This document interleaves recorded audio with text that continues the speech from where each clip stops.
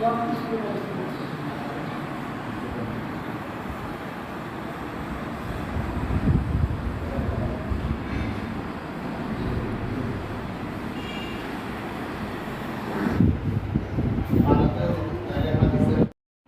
কিছুক্ষণের জন্য আমাদের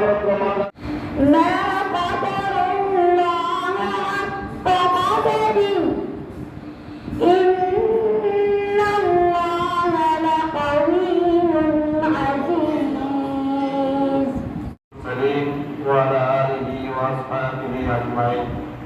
أما بعد I will have Markazul Quran in the Lord. Allah Pak Rabbul Alamin এই আয়াত পড়ায়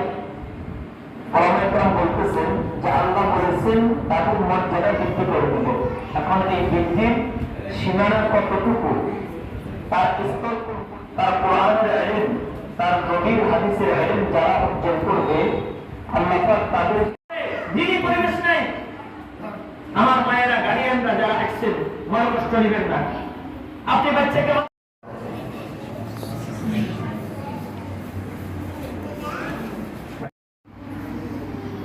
আলোচনার ফাঁকে আমি শুধু অভিভাবকদেরকে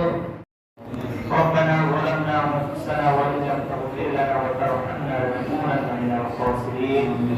ربنا فاغفر لنا ذنوبنا وكفر عنا سيئاتنا وتوفنا مع الابرار رب اجعلنا تقبل دعاء يا رب العالمين يا ارحم الراحمين يا الله আজকের এই দিবসে সুবহানাল্লাহের নামাজের পরে